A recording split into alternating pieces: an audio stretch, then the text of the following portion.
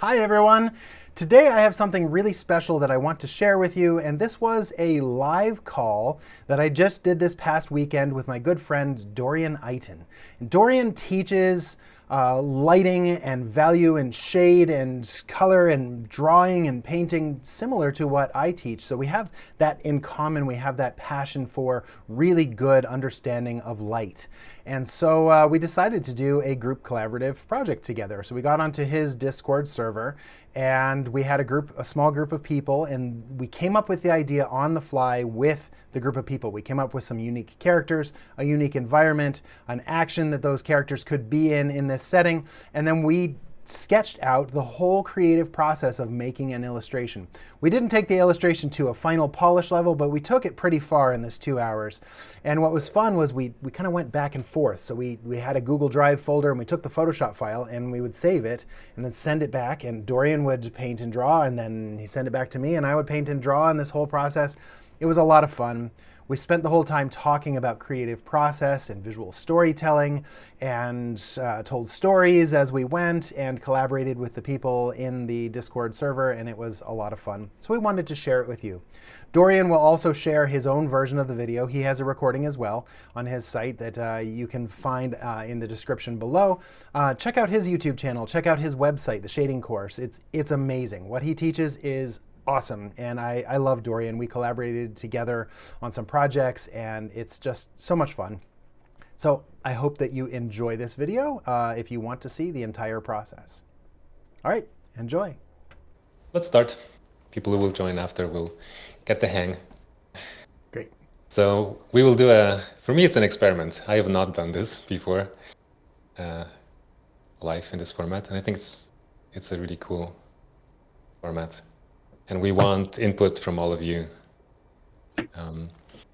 So we'll come up with a story together and the story moment, the characters, the environment, the setting, the scene, the action. And then we'll make a line drawing for that and invite all of you to, if you want, also draw on your end. And we'll go back and forth, like handing the image between Jeremy and I. I think in the beginning it'll be mostly Jeremy because I'm not very good at that, the line drawing and initial lay-in. And Jeremy is just, it's so much fun to watch you do this. Oh, fun. I've seen it in the Proco live stream. I think it's I so like fun. Yeah. polishing, finishing. Yeah. But we'll see. We don't really know what's going to happen. So we'll definitely will be collaborative between Jeremy and I. We'll collaborative with all of you watching. And Dorian and I have become good friends over the past almost year. I mean, I think we met last summer, and then we actually collaborated on a big project together for a TV show that was a lot of fun.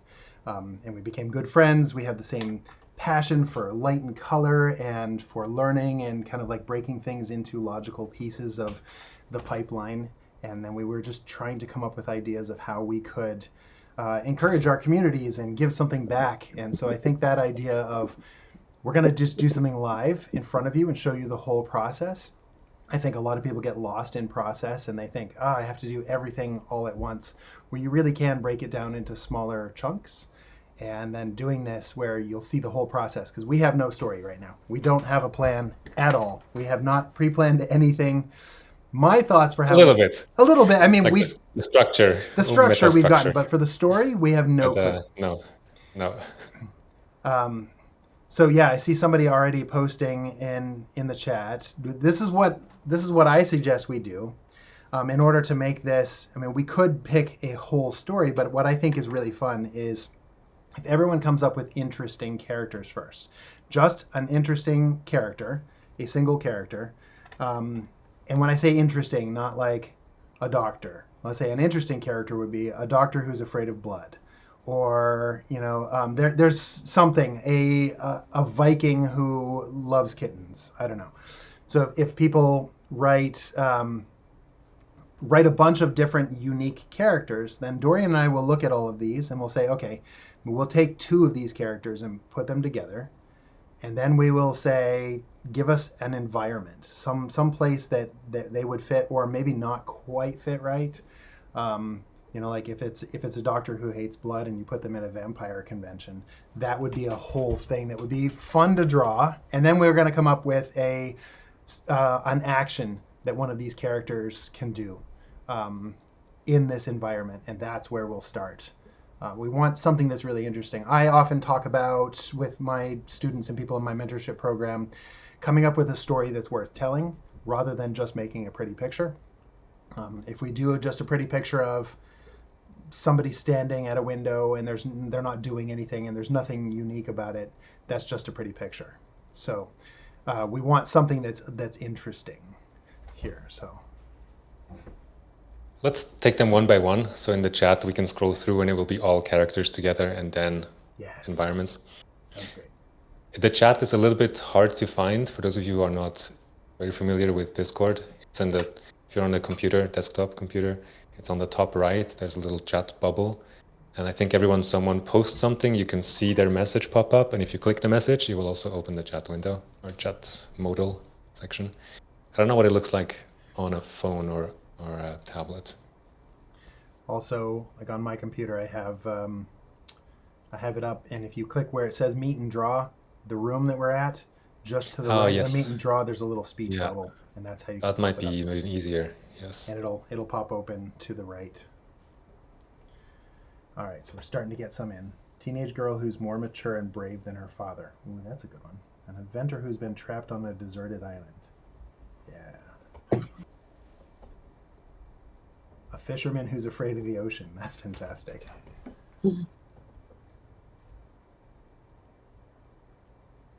boy who can't speak in medieval times but expresses his work using drawing. Oh, I like that. I was just telling Dorian a few minutes ago, we met before the meeting, just to make sure that everything was working, that I just bought a book yesterday. I found this fantastic bookstore. And it's a Norman Rockwell book. And if you haven't seen Norman Rockwell's work back from the 1930s through the 60s, he was the master of visual storytelling through expressions and simple characters. And there's so many great images where there's great emotion, there's great poses, there's great gesture, and there's just such good visual storytelling of complex ideas. And I really love it.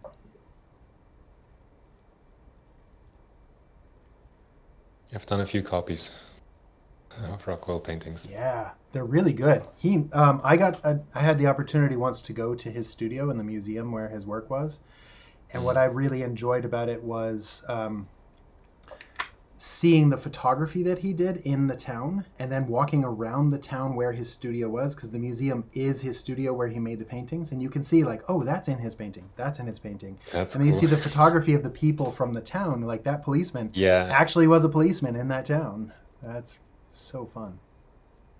Super interesting to see the reference photos also, and then the drawings or paintings. It's amazing how close, and he would just change a facial expression, but the clothing and the wrinkles and the materials, and often it was like one-to-one with just a slight exaggeration. Yeah, Norman Rockwell, somebody put it in the chat there. Thank you, Connie. Damien, a monumental stone. Is this a character? If it is, I think we need a twist, like a monumental stone with an inferiority complex or something. Yes. There's something, an inventor who's been trapped on a deserted island. That could be a fun starting point. What if we mix the two? So the inventor's on a deserted island, but we have a fisherman who's afraid of the ocean. So what if they're meeting? You know, like, get me off this island, like, but I'm afraid of the boat. That could be an interesting starting point. All right, so shall we go with that? Those two characters and they're interacting?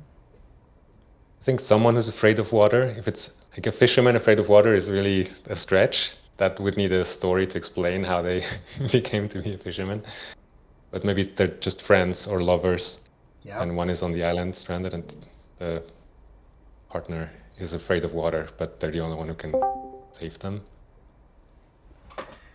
So how do we make this a really interesting story moment? In on the project, Dorian, that you and I worked on, we were always looking for story moments, so key art. So when you're doing concept design or illustration, you want to say as much as you can in one single image. That's really the goal of a concept artist. I think learning to do art is the first step. You need to learn to be able to see and understand like an artist. You need to understand light and shape and form. And then the next stage as a career is not to paint pretty pictures, but to do visual storytelling. So this is why we try to look for a moment to say, how can we, in an image, say the most that we can? So like, how do you say that somebody is afraid of water? Like, that has to be solved. And if that's too difficult visually, then we have to use other means to change the story. We want to try to find something that is very easy to see. I think one of the things with visual storytelling that we have to do is not think that we are making a piece of art that is unique, that the world has never seen before. What we need is to actually lean onto all of the cliches and the stereotypes that have been out there and use 90% of them and only add 10% that's new and fresh. Because we need people to understand, what is a gesture, what is a pose, what do sad people look like, what is the environment, what is the lighting, how does this all support? It's kind of like when you watch a movie, you have a base of cinematic knowledge from every other movie you've watched during your lifetime. So most of the themes of the way cinematography is done, the way cameras are done, the way expressions are done, the way poses are done, is based on a library of experience in your life. So as an artist, we need to understand those and put that into our drawing. So having an inventor on an island and then having a fisherman, or, he's a fisherman, but doesn't want, so he's reluctant to go back out to the water.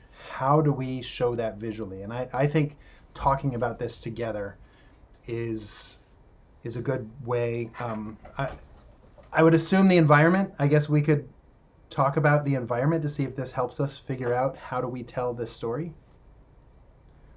What do you think, Dorian? Yeah. Is island locked down?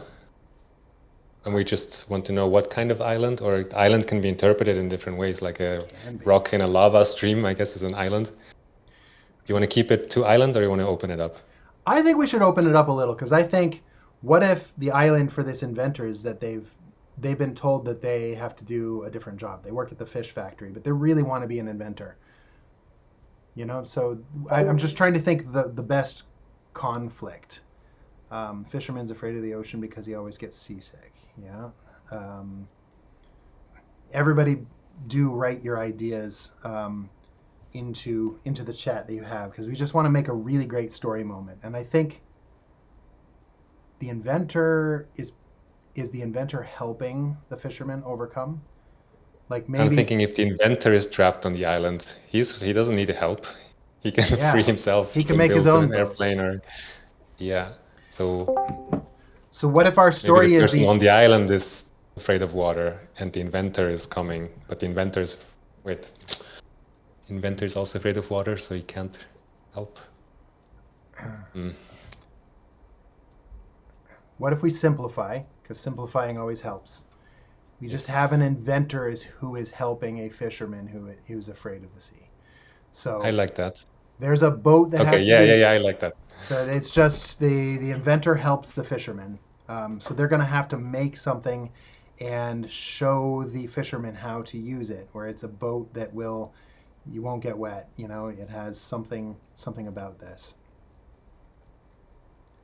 Inventor helps a fisherman who's afraid of the water. Okay, so let's get everyone's ideas as to what kind of contraption this could be. What would the inventor make? Really loose your imaginations here. There could be, the first thing that pops in your head, let's get those out, and then it'll help us come up with new ideas. So the first thing that comes to my mind is some sort of like dome or bubble, almost like it's a floats on the surface submarine, or... I went the other way. I think I went up in the air. Up like it's floating? Fishing from a dirigible or a balloon. I like that. Yeah. Like it doesn't like the water, so floats above. A gyroscopic chamber. Ooh, yeah. Something's moving. That pushes the water away. Hovercraft. A giant crane from on shore. It gets you out over the water, then you can fish from it. So he can stay on shore. I guess that's what a fishing pier is. Yeah. So the fisherman just needs to find some way of getting fish, but doesn't want to go out into the water. From a creativity standpoint, I think the balloon dirigible sounds really fun. Especially if these two are like locked on a, if it is a deserted island with limited resources, it could be made out of palm trees and coconuts and, string that they've made, so we do this with very limited resources. It could be in a city where they have all kinds of resources. So there's like metal and crafting and some interesting designs. But would it be better from only natural resources? So that way it says, no, this is a desert island. They are stuck there and they have to get off. Full of eels. Oh, maybe I cut out. I think if they are both people are trapped on an island, if that's a setting that they are together on the island, I think they both need to be afraid of water. Okay. To make it interesting. Yeah. Because if only one is afraid, then the other one can do whatever. the fishing. How do we show that someone's afraid of water? What would visually say fear of water? If there's a crashed pirate ship that is literally, or some sort of ship that is destroyed, and maybe there's a giant shark bite out of it, and then you can see sharks swimming in the water, that to me would say visually they don't want to go back in the water. And if you have one of them, like the fisherman looking guy, really afraid and pointing at the sharks, that could visually say, I don't want to go back in the water. And then the other one, who's an inventor and has like different tools, is building something that floats and maybe has a big sign like scratched into the wall of a cliff that's like, will float over the sharks, and shows, you can see like a little picture of the sharks and the floating, and they're building, and they're kind of going, huh? What do you think? That could be an idea. I really like sharks. I mean, people are not afraid of the water. Like we drink water every day. People are afraid of what is lurking underneath the surface. Yeah. Yeah, I think this doesn't make sense fully, but I pictured initially like some kind of suit, like a protective suit made of shells and tortoise. Okay, so a tentacle monster. I think ominous shapes of creatures. I think we could work with this. Okay, so Dorian, do you want me to start, or do you have a picture in your head? I do not. Okay. Have a picture. All right. So the way do you? I do have a picture in my head. Yeah. So here we go. We have a Photoshop file. I'm using Photoshop. I'll turn those off. Sorry for the guides. Yeah. That's fine. That's fine. I have a hot keyboard shortcut to clear all guidelines. Perfect. It's nice to have that just to know the edge of the frame. So what I'm going to do with this file is I'm going to start by making the background just kind of like a slightly gray, just because white is harsh. Such a small thing, but such a big effect. It really does. Too. I get rid of the white, because the white is like so harsh. It's funny, it's one of the things that I learned when doing traditional art and doing painting. When I watched other painters, we wash the canvas first. We never start with a white canvas. We always will put something that's in that raw umber or something. Something 50% gray. I'm going a little bit lighter than 50%, but something in the gray zone, and it can either be warm or cool, and that's your base. And then you paint on top of that. In fact, a lot of times when I'm doing studies with people, they will just use the same canvas. Like they'll finish the study and they'll say that was good for me and that wasn't for anyone else, and they paint over it. I'm like, oh, that was a beautiful painting. Oh, it's gone. Oh well. All right. So what I want to do with thinking through this shot is give a couple of different ideas. And for any of you, I see a couple of people in here that are part of my mentorship program. Lavanya, you're in here. We talk about not going with the first idea that comes out of your head. So I want to do at least 3 of them. And I want us to be creative because I want to try cameras. I think a lot of artists forget that the camera is a character. If you are a cinematographer, you are choosing your camera angle to add depth and dimension to this. So I think the first thing that I'm going to do is I'm going to build a very simple perspective grid. So I'm just going to give myself a couple of lines and I will work from here. I think 2-point perspective is a really, really great place to start. So I'm just going to duplicate this. And It's just cheating, Jeremy. is this cheating? What's cheating? Perspective Making a grid? perspective grid. I've heard No. that concern before. Cheating. What is cheating? Have you seen? Do you know what a what do they call them? A camera lucida is that Vermeer used? Uh, yeah. I mean, there's no cheating in art. There's only the creativity of telling your story. In the end, process doesn't matter unless you're stealing directly from other people. I think perspective grids are absolutely. I would do this if I was doing a traditional drawing. I would always do a perspective grid. So Yeah. I think the it's term being smart. the term cheating in illustration is like unless you are copying pixels from someone else's piece, there's no such thing as cheating. This is all just perspective is tried and true method of getting good, making sure that you have a reference point so that if you're doing something, you don't want bad perspective. Very interesting. I find it wild that the idea that it even is cheating, like, oh no, this is tried and true. Everyone in the entertainment industry uses perspective grids, always, that I know of. Okay, so now the question is, I'm going to group these two together. I'm going to put them into a group. I'm going to take its opacity down a little bit. We have our horizon line. So right now, the default horizon line, this is what I see most people do when they jump into a base composition, is they start like they would pulling out their phone at human height, taking a picture with the horizon being dead center. Often the way most people work is they do 1 point perspective and it's very flat. What we want is a dynamic image. We need to show danger and we need to show, the characters in the scene. So one way to show scale, if you move your whole grid up, this is now, because the horizon line is up here, I'm now looking down at the ground. So it depends on whether we want most of the image, like if the sky is very small and you really see sharks over here, like we could put a lot of sharks and a lot of danger in the water over here, and then put our characters in the foreground over here. Or we could be looking up at the sky and we could say we see very little sharks, but we see the floating dirigible, something like that, up in the sky. I'm going to try both. So actually, I'm going to take this perspective grid here and make this just bigger. So I'm going to scale from this point,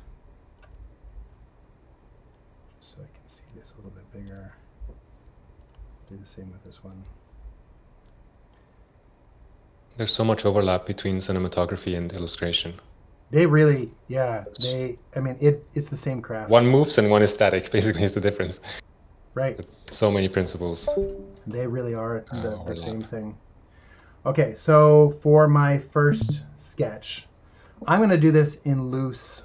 Again, this whole group here is, I'm going to reduce its opacity way down, just so I have it as a background guide. So my first idea, I'll try looking at the sky.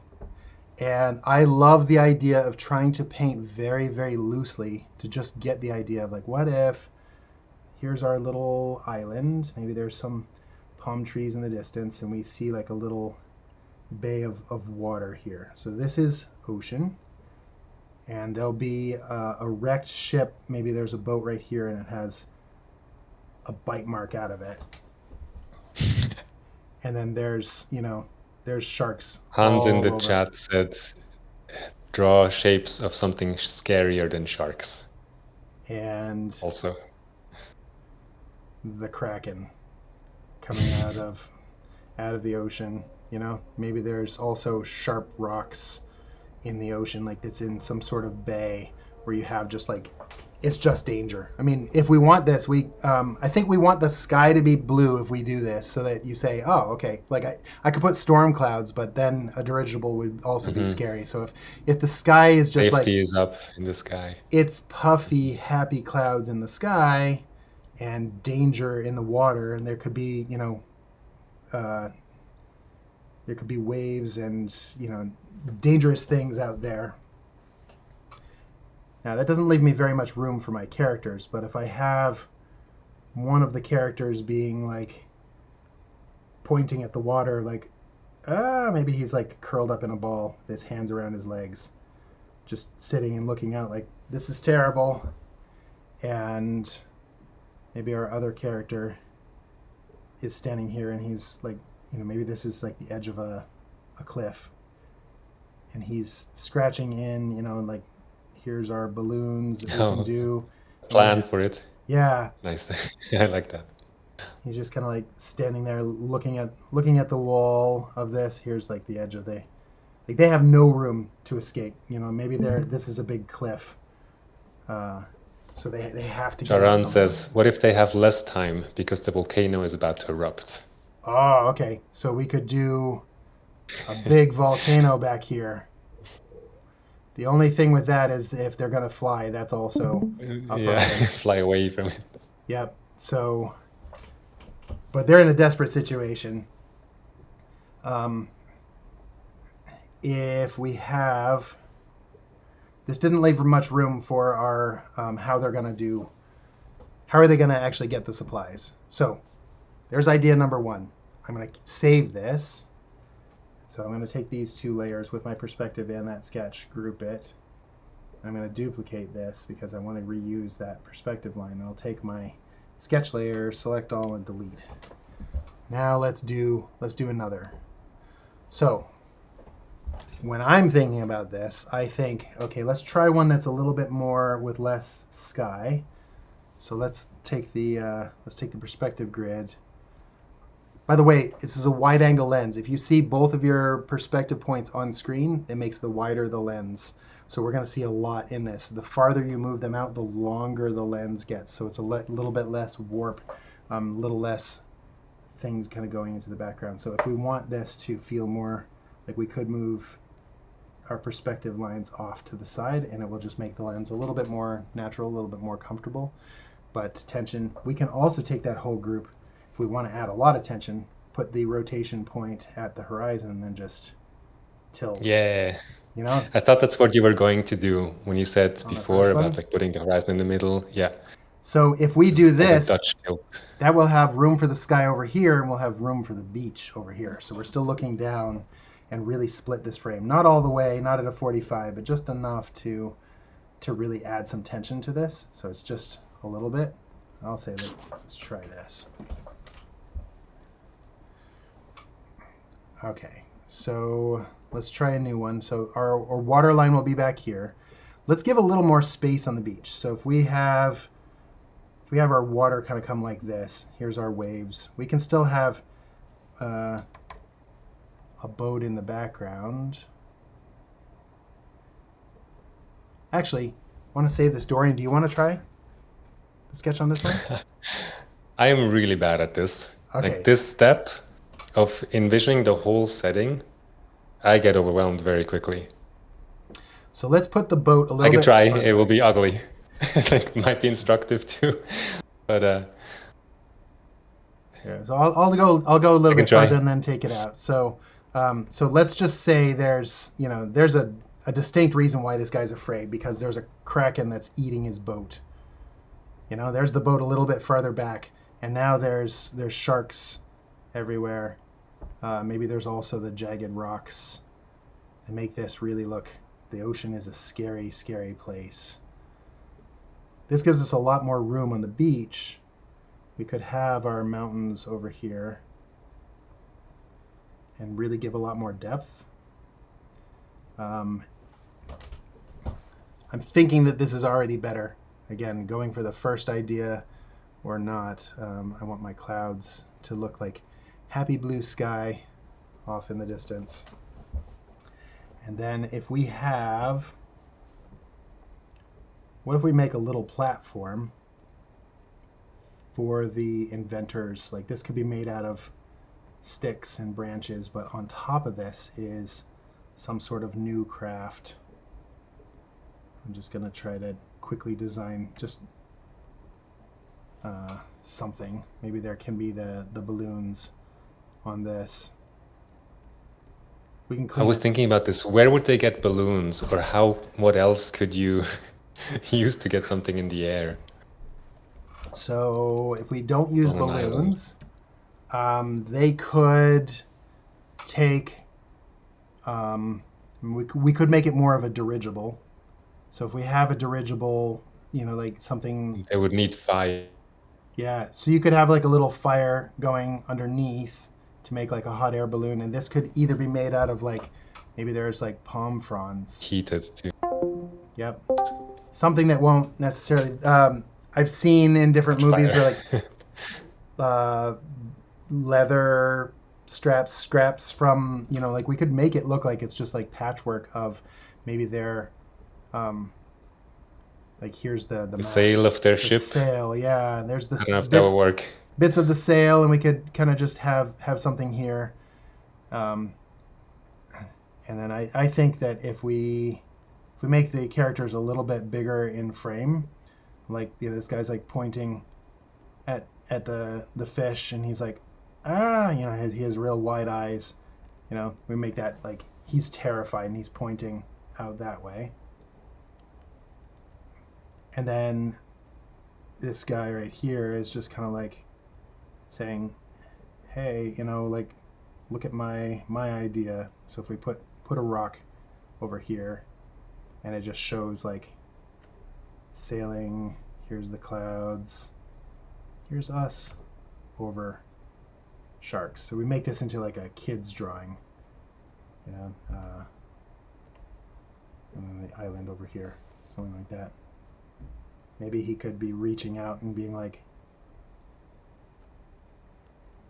I have an idea.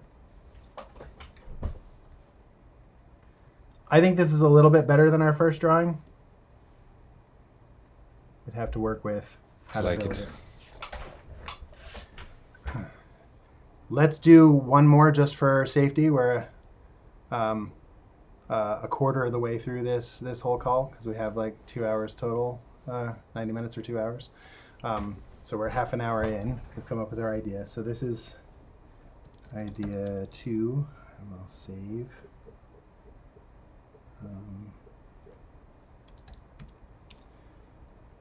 I feel like on this one, the island feels quite spacious, quite vast. Yep. If you could go behind the dirigible and indicate ocean again, like coast. Mm-hmm. So more like water back Yeah. here. Mhm. We could put some palm Make- trees and just make it feel smaller. So that way this will kind of frame us into the image. So we can have some dark framing elements around here. Maybe even on this side, maybe we could put like palm trees just to make it feel again more like this is a little cove. Maybe we can even see see a shark under the water, just like the silhouette of one. And then yeah, that's water. Maybe there's other islands back there, but this is all just ocean. Yeah, I think that helps. This is all sand through here. I like having. I saw something recently that I really enjoyed, and it was a environment art director at Disney talking about Zootopia, and having a line of action in your environment. I often think of that in a character, but not Like really. a gesture. Yeah, the gesture of like the flow of the top of the dirigible, and the trees here, and this just kind of like flow around. Everything kind of supports this idea, like danger over here, and just like the flow of their arms, and it kind of like leads around.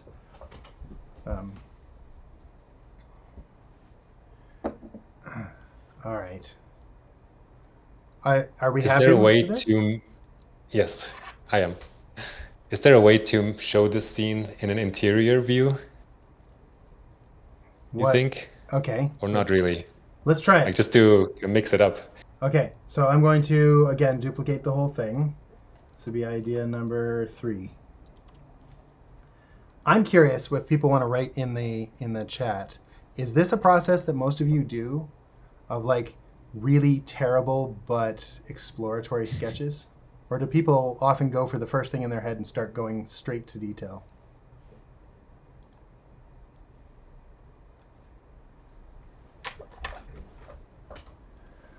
I'm going to take the horizon and move it up even a little bit more. If we're going to be on an interior.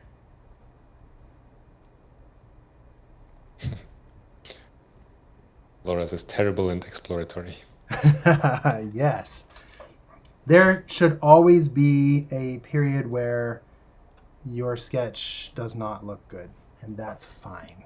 This is for you. This is throwaway. Not everything needs to be pretty. Even I often see people will do highly refined rough thumbnails, and they'll make lighting choices and value choices and fog and all kinds of things, and I think that that's actually a trap. Because you're trying to do too much at the same time, and you're at risk of your brain being overloaded and you putting in too much pretty value and not having the story win.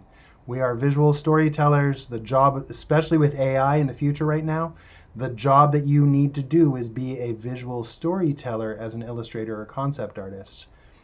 Otherwise, the art is just for you. It's like writing poetry that's just for yourself. And that's fine if that's what you want to do for the joy of just creating. But if you're going to want to be a professional in the industry, the craft of storytelling must be at the top of your list. So don't even make pretty thumbnails. I have examples of thumbnails from Pixar movies that are literally napkin sketches, and they're terrible, and they look like a 4-year-old did them. But you're figuring out information of camera. Like, let's just try, if we had an interior here, we might want, actually, let me take this perspective grid out and let me copy the first one. So if we have perspective, we might want to be looking up at the sky if we do this. So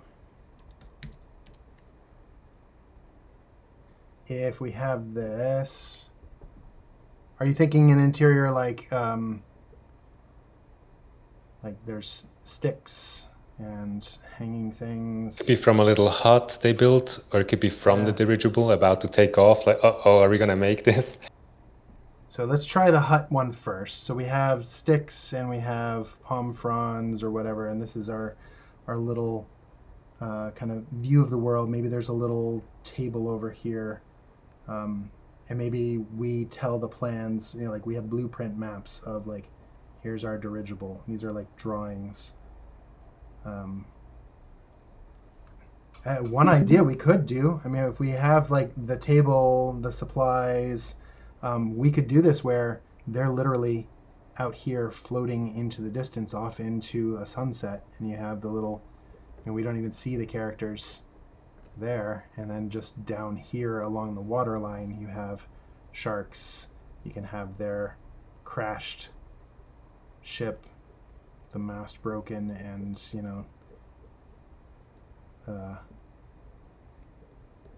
creatures that are kind of overtaking it. And you could just show, this would be a more minimalist view, like right on the beach. Here's the water, here's the horizon line, and there's just a few mountains, maybe some trees and stuff back here. This makes it very, very, very simple. Maybe there's like simple tools that they've crafted. Maybe there's stuff on the ground and there's extra scraps of things. Let's put some more palm trees over this way. They could either be standing in the frame or they could be actively like floating off, and this is like a beautiful sunset floating into the horizon. Or, like you said, let's hide this layer and do one more and say, what if we are inside the dirigible? So if we make the dirigible right here, you know what? I feel like we should take the perspective if we do this. I'm going to do this. I just thought, what if it's pretty low, like pretty close to the water? It's just like barely making it. But they're still good. But if it goes lower, they're going to actually crash into the water, which they don't want. If we put the horizon line higher here so that we're looking down, and So we have them in their little basket. Maybe one of them is looking over the edge, has their hands on the edge and like looking down. And we see, maybe we put their island like right here. Like it is literally just a Yeah, a small tiny little island that island. works well, I think. They have to get off. They're not going to survive there. They need to There's like just a few get off. trees, and then maybe you can see their crashed ship over here, and there's sharks everywhere.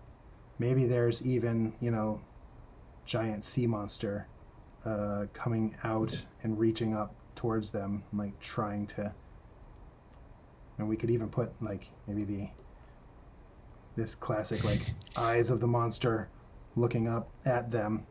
Maybe he's like, ha ha, we outsmarted you. And then this one is doing something with the fire. Nice. And then this basket just is made out Basket of works well. Like that's believable. They could have made a basket. Yep. And then this could just be made out of, you could see tattered sails over here. And then all of this is just sky, water. We could do like the coral blue of water coming to the edge of the island too. I want to see you do that. I think you would do that so well. There's so much beautiful color in coral reefs. Okay, so it's time to make a decision. We've done 4 different ideas. So here's our idea for this one had the idea in the shack.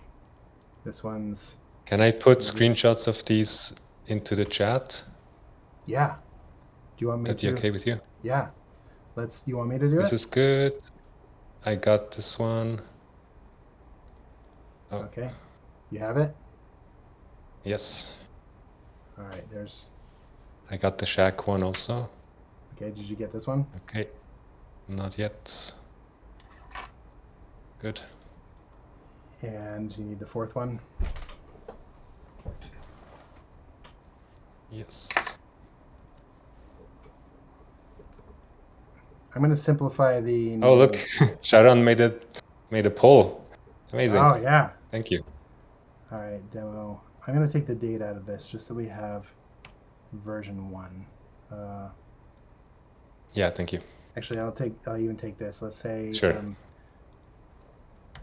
drawing dojo. Island Escape. Island Escape. There we go. Island Escape. Version 1. So the numbers 1, 2, 3, 4 correspond to the order in which Jeremy did them. I think that would be the easiest. All right, so everybody, let's vote. Let's make this interactive. Yeah, there is a poll in the chat. So if you have written in a chat message the number, we won't count that. Just use the poll instead. Go to the poll. Not easy. No, actually, this brings up a good point. I think a lot of people would love to be directors one day. But like you want to have that creative freedom. But the thing with being a director, from my experience, the hard part, the true difficult thing of being a director is saying no to good ideas. That is a skill. Do so many things. You have to that say actually are no amazing. to a lot of great ideas, and you're going to disappoint a lot of people, and people's hearts will be broken. Like, why did you pick that painting and not mine? That's what makes directing so hard, because you have to think about story. What tells the story the best? So as you're voting, don't just think with what you like as a drawing. Think which one tells the most amount of the story. So I mean, we could judge this too. I think that number 2 and number 4 tell the most. I think number 2, this one, there's a lot going on. There is a lot going on. Like the level of complexity in the painting is high. A lot of work. But not for a lot of work, it still leaves the tension of they haven't proven that they can get off. So in that way, number 2 still has the tension, where number 4, the tension's over. Like they've already beat it. It's done. Unless they're really low. If they're like a meter above sea level, the Kraken is like touching the bottom. We would have to do another design if we do that, because I think in order to show it, we would like, okay, I'm just going to do one more design with that just to show. Uh-oh. We're gonna Yeah. make our voting obsolete, potentially. Okay, so if I take. Add tension by having the craft being flimsy and beginning to fall apart in number Yes. 4. Or catch fire, maybe. Okay, so if we put the horizon line lower, let's go ahead and tilt this as well a little bit again, just to add tension to the shot. And let's make this where the dirigible is like right here. Maybe we're down. We could have, there's our water line. What if we even have like under the water, like the camera's half underwater? Oh, cool. So you can have like a shark fin over here, and then under the water you actually see, you know, the shark, and then maybe this hand is reaching up, you know, and trying to, maybe under the water we see this, we see the eyes of that like octopus thing reaching out.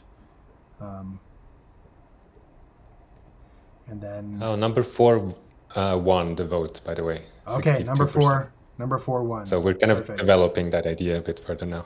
Yep.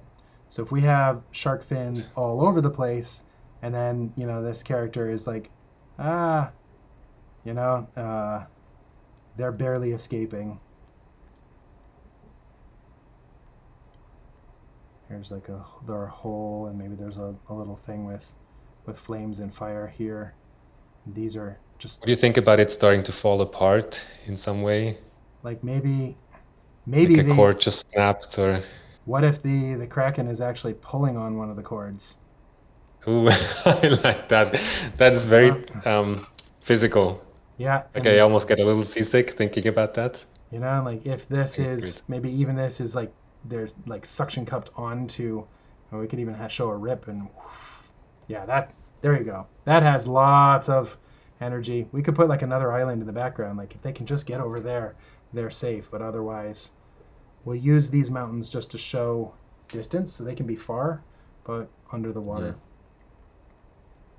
Yeah. Does everyone agree? Is this better than number 4? This is like number 4.5. Do you like this better?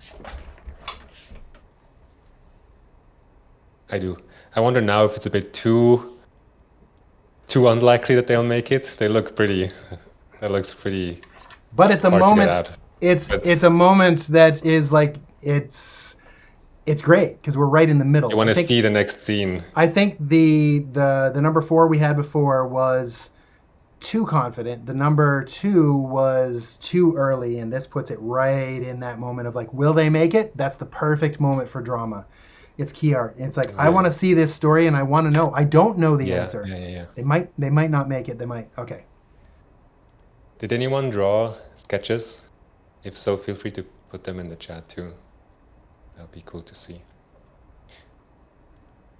And while the file travels, I was about to, like, There you go. I think one thing that's different between you and me is that you have, oh, it's coming in good, is you have studio experience, a lot of it. Yep. And like this being not being precious with the early sketches, I'm sure it's something you just learn by just doing so many of them. You have to. And doing it in a team where you're working for a collaborative, like bigger project. Yep. With people who have done this also for some of them 20 years, 30 years. Exactly. I'm still very much precious and like have a super high bar. I was afraid of making a sketch because it will be ugly, but that's the thing. Like that's the thing you have gotten over, and I have not gotten over that yet. I can say, while you download this file and open it up, that my opinion of why Pixar did so well during their golden age, and I feel like I was there during Pixar's absolute golden age. I was there for The Incredibles and Cars, Ratatouille, WALL-E, Brave, Inside Out, and a lot of those films were just so good. And it wasn't that there was just more talented or smarter people at Pixar, because our industry has people that hop between studios, and it's not at all about talent or skill. To me, Pixar's real success, and I will watch your screen since I'm your streamer. Sorry. This is great. Oh, but now I cannot see you guys anymore. Let me put Discord. I'll be able to see if we have questions.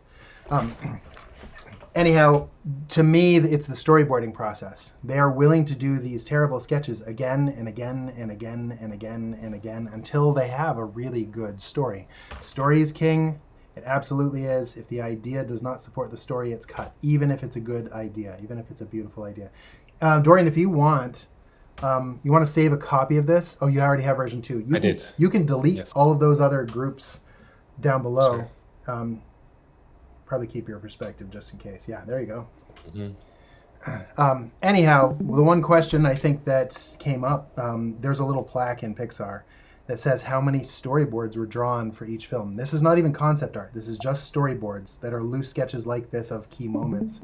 And I have people often guess. For those who are in my mentorship, you kind of know already what this number is, but does anyone want to have a guess of how many storyboards are drawn on average for each film?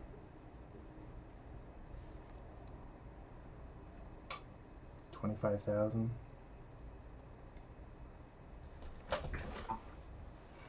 There are an average of 1,500 shots per film, so there has to be at least one storyboard per shot. All right, I'm going to just type the actual answer. There you go. It's 150,000 storyboards on average for each film that are done. And to me, that is the magic of why Pixar is so successful, is they put time and energy into early pre-production and really thinking about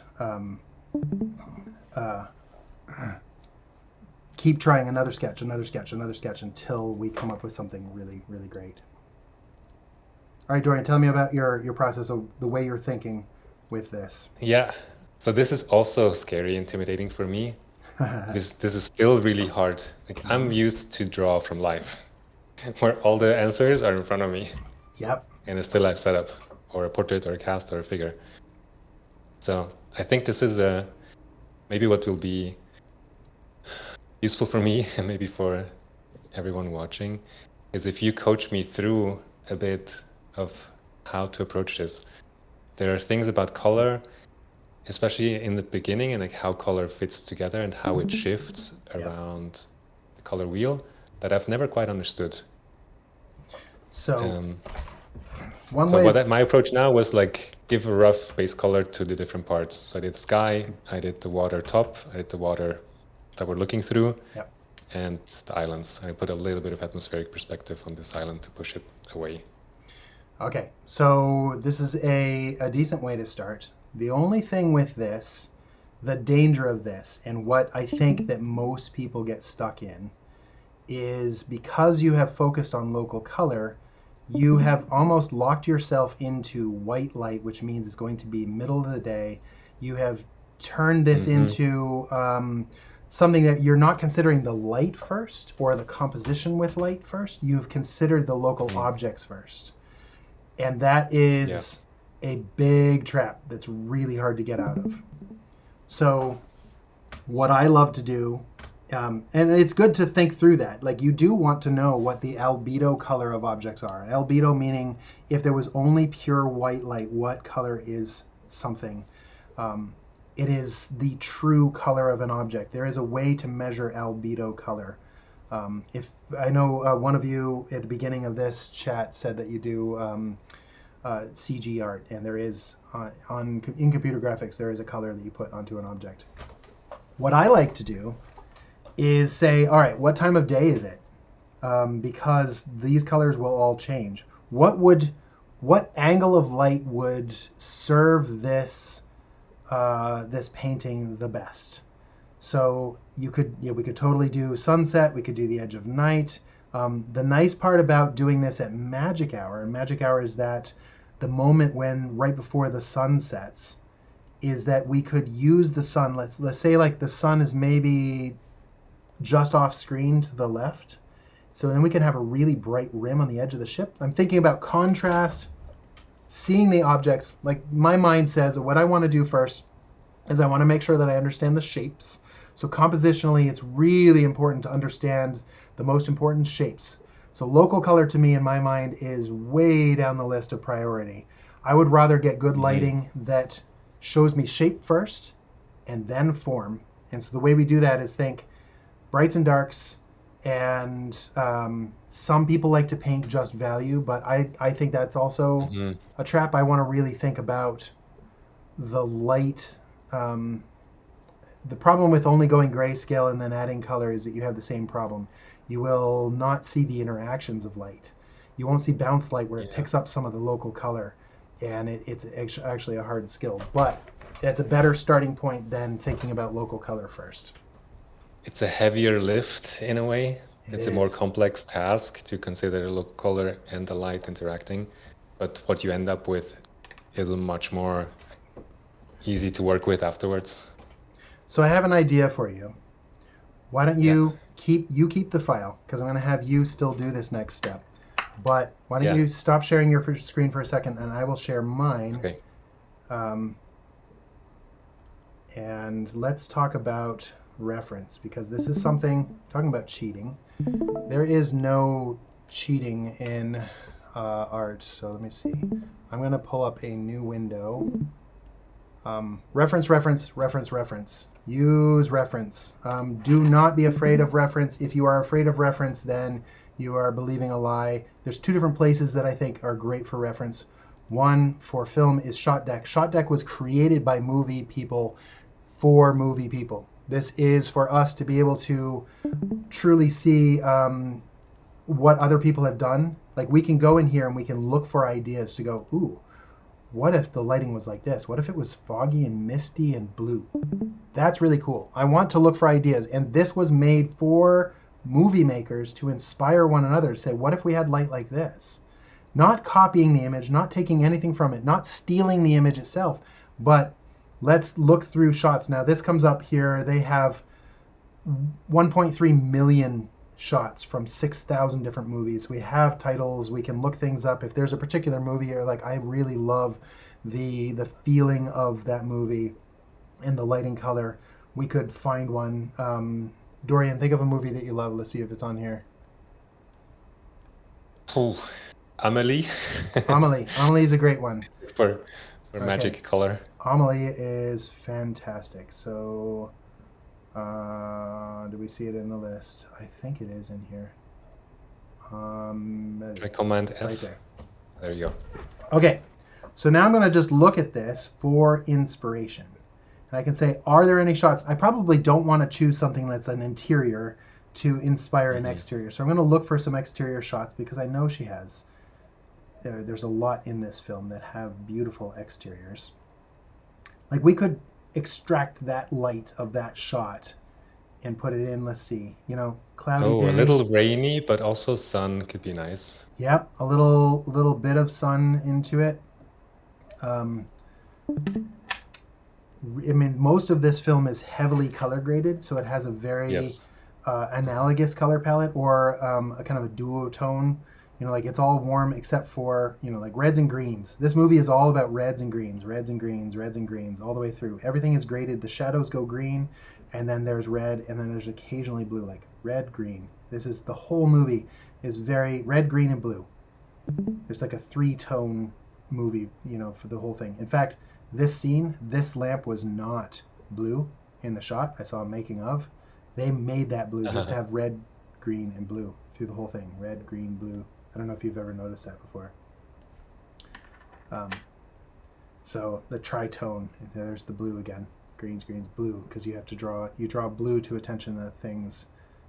There's that blue light in the background.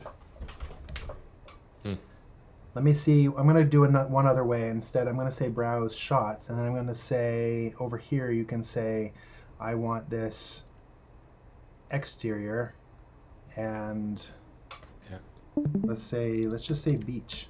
Let's just see what we get with a beach. Like, that's really pretty. The sun is setting. Just gonna see. Ooh, you can do this real soft sky. This one's really nice too. But what I'm looking for is, I'm gonna just save a couple of these. So I'm going to make a new deck for for this, and we'll call this, what's the name of our file again? The Island Escape. Island Escape. And add this, the quick add. I'll save that. I also liked, this one was really pretty. So add that to Island Escape.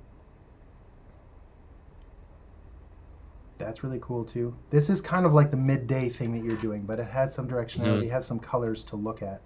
Add that to Island Escape. I'm making a deck, as they call it. Ooh, that's It's a bit boring, that yeah. light. I think Like that's what you said before, the first idea. That's what I did. I just went with the first idea.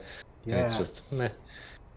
We want to look for something with drama in it, and that has real beauty to it. So that firefight there. Yeah. Had drama. Yeah, there's just... But that's a stretch.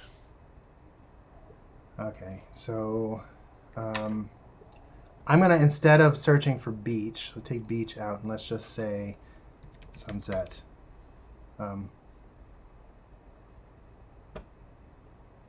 So I'm looking at images. This is one that I really love. I love this shot from Nomadland. I mean, I've used it several times. This could work very well with the light of the fire being like the lantern here. Okay, so I'm going to... Everything is muted. I'm going to copy this image and I'm going to post it into the chat to send it to you. And I want you to think about this. The only other thing that I think we could do with this, though, is actually make the sun just above the horizon so we can have, or like make a glow off to the side so that we can like rim light the ship. It doesn't have to be hard sunlight, but it can be like a glow maybe off to the left. So then we have the firelight, and then we have something that can kind of catch. But in the water down below, we can make the silhouettes a little bit dark. Maybe we'll add a little bit more color to it, but okay. So I'm going to stop sharing now and send it back to you and see what you think. Let's see. Think of this process. I like this a lot. Reference, reference, reference. Do you, like, if you had continued with this step, let me get this card back up here. Would you have gotten reference, or do you have so much in your mental library I always want to look that for you reference. just jam? No, I always will look for reference because, I mean, I could just jam if you wanted to because I've done this enough. I've done thousands of paintings, you know, and lots and lots and lots of color studies in particular. And I'm studying film frames, I'm studying environments, I'm studying photography. But I still always like to have some reference to go from. What I love to do too is put my reference in a new document, floating document, so it's not getting in the way of it. I saw you do this. I have never worked like this with these floating documents. I always have it like locked to the... Yeah, I don't like the tabs. So I'm gonna try something new also with this, which is good. Oh. I just learned that Command 0 doesn't scale if you image near this. Oh, okay, that's nice. Good. So Command minus and plus is what I did now. You want one more trick in Photoshop that I love? Okay, so while you're on that one, now go up to no, don't click on the other one. Now go Navigator? up to Window, Arrange. Go window. No, not the Navigator. So do Window, Arrange, and then say down near the bottom, New Window for Island Escape 02. Right there. Okay, now scale this one back. How is that different from the Navigator? Because you can move it where you want it and have it at any zoom level you want. The Navigator and you can paint in it, I guess. You can paint in it too. So you can, I would zoom way back to where it's even another level back to where it's really a thumbnail size. Yeah, like that. If your image looks good in that thumbnail, then you know, like don't get lost in the details and forget that the whole composition. In fact, often I think painting in that little thumbnail is a great idea in this first stage to say, do I have the contrast of the ship, the shark, the most important elements that I'm looking at. So I'm gonna color the whole canvas. I always start with something gray. Yep. put some sort of tone in there. We know it's going to be like these cool purple tones. You don't have to match this reference perfectly. This is just an inspiration of where to start.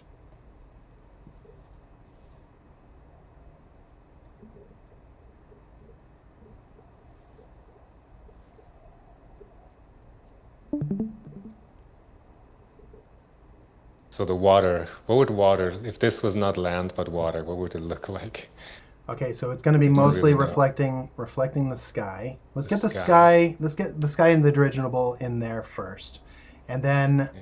I think that we could have a little. We could cheat this cinematically and put a little bit pool of light in your reference. The foreground is underexposed and really dark, so we could make the Hmm. blimp be pretty dark, have the little firelight lighting the characters. But I think under the water we might add some blue glow. It'll still be in the more purpley zone of things, but there could be just enough light below the water that we can see the shape of the shark and the octopus. We don't want it to be all black like the, um, yeah, we could do something Why like is that. this not updating here?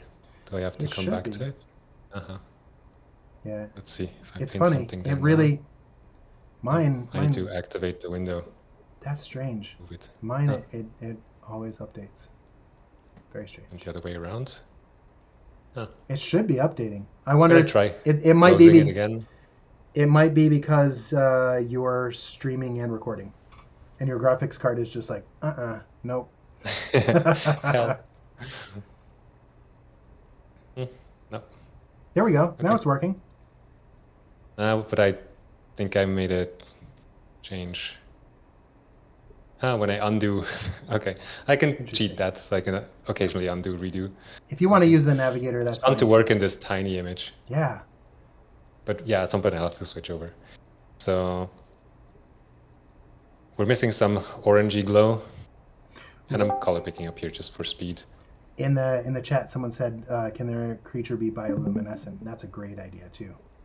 Oh, but then we have Yeah. to push darker. But let's make sure that there's enough glow there. Let's get the sky and the main composition down.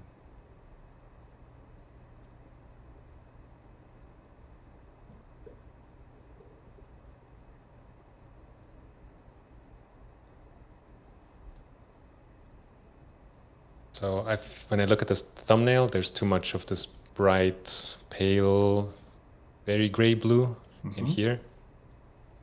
So I want to get rid of some of that. I think that we should vary from this and say, again, if the sun was off to screen left or screen right, I think screen left will be better for the silhouette. We just add a very soft, warm glow. We won't actually see the sun in the frame, but it's not direct sunlight. It's more like the glow of sun that has just gone down. I would make it almost like orange Yeah, color. too yellow. Yep. But that way we can kind of rim light the ship. Yeah. See, there's just like a little bit of light that's kind of catching there.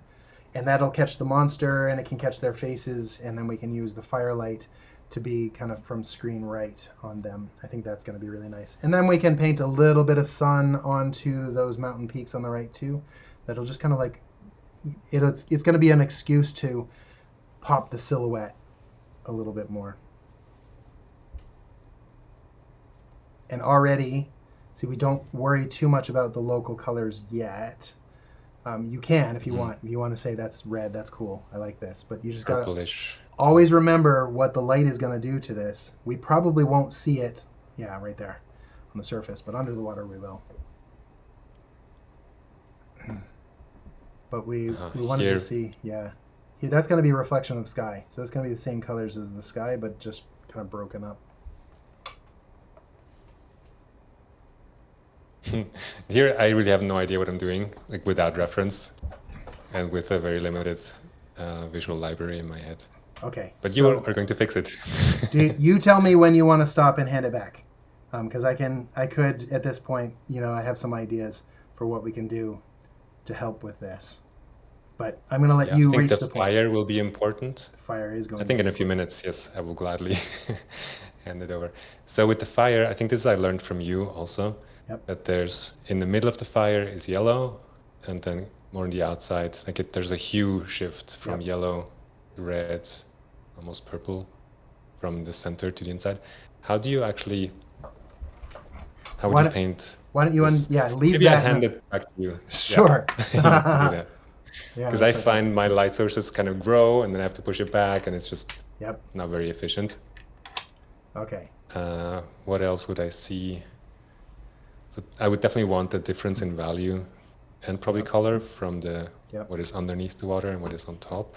I'm going to do a quick But I don't know search if for also like the camera half underwater. When you see a camera like this, they usually have a. Let me find a good reference for you. You can see the line, and there's often a little bit of a dark line and a light line. Like, I'm going to copy this image and paste this into the chat as well.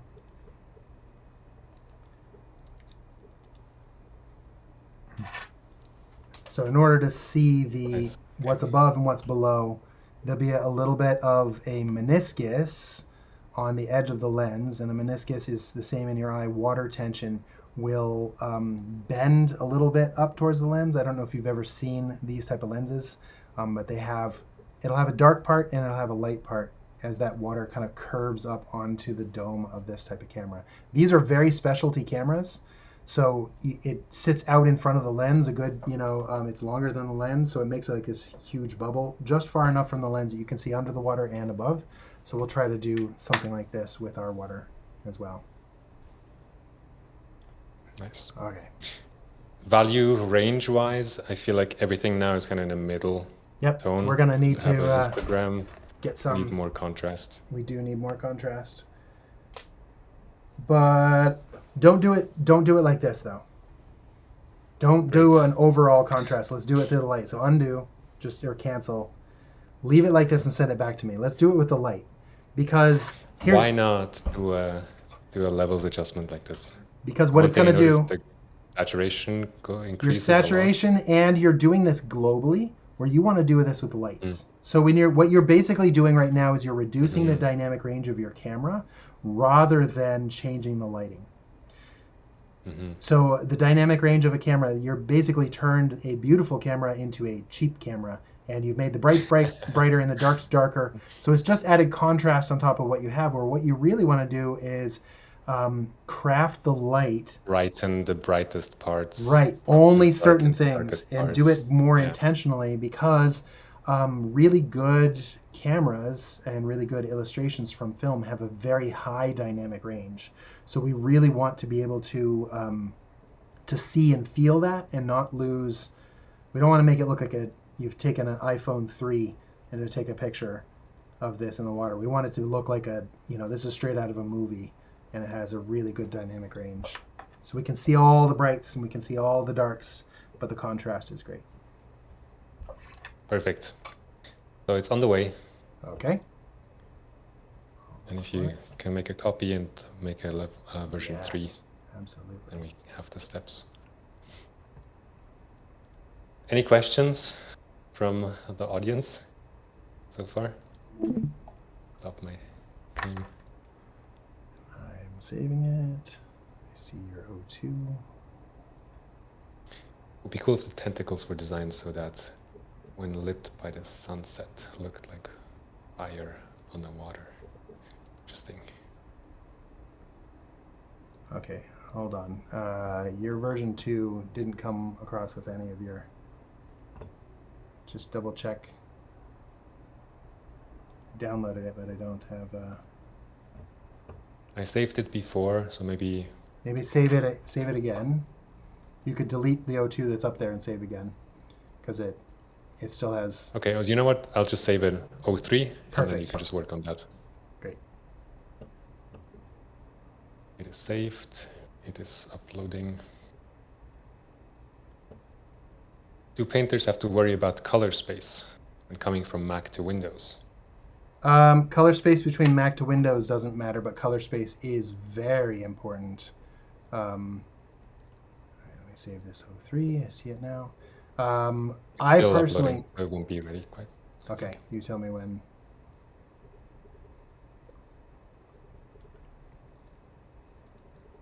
Still going 75%. Now it's there. I personally like to work without a native color space. Photoshop will embed color space into your pixels rather than what cameras do. So I prefer to not let it use any color space. And that's safer. Okay, so let me share my screen. Do you have a good resource for understanding color spaces? Because it's quite a technical topic. It is a very technical topic. I have not found one yet that I like. Okay, so there's this website called Cambridge in Color, which I'm sure you've come across. Yeah.